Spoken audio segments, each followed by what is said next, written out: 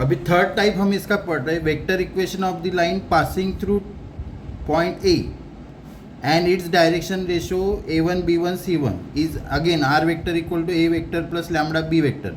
तो हमने फिर से फॉर्मूला कोई चेंज नहीं किया।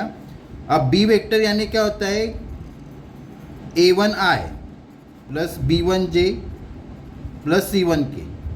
ये हमको ऑलरेडी गिवन है कि direction ratio are given. For example ये जो लाइन है वो 3 2 5 से पास हो रही, जैसे 3i plus 2j plus 5k यहाँ से पास हो रही। These are the 3 2 5 are the coordinate.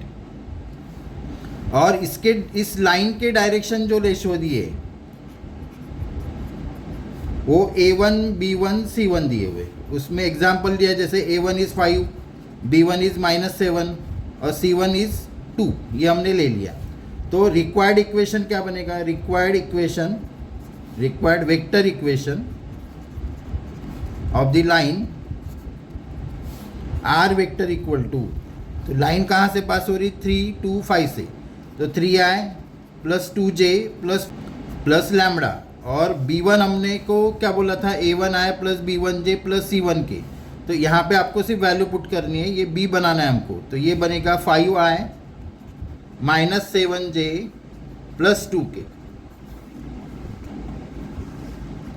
अब जो हमने प्रीवियस बी वाला क्वेश्चन पढ़ा था, जैसे हमने इसके 5 टाइप्स बोले थे, तो इसमें जो बी पढ़ा था, तो बी में हमने क्या पढ़ा था कि जो लाइन है वो 2 पॉइंट से पास हो रही। तो इसमें और ये थर्ड क्वेश्चन और सेकंड क्वेश्चन यानी बी और सी सेम क्वेश्चन है, जिसमें क्या किया हमने, डायरेक्शन रेशो हमने बनाया। जैसे सी माइनस यानी डिफरेंस बिटवीन टू कोऑर्डिनेट, यानी डायरेक्शन रेशो। जैसे हमने बोला 1 - 2, तो a1 बन गया -1, 1 - 2। फिर b1 बना 2 माइनस ऑफ -3 यानी 5, और c1 बना 1 - 1 0। तो ये b और c क्वेश्चन आपका सेम हो गया। तो लिखने का तरीका यही है, इसमें हमको ज़्यादा एफर्ट्स लगाने पड़े क्योंकि हमको डायरेक्शन रेशो बनाने पड़े।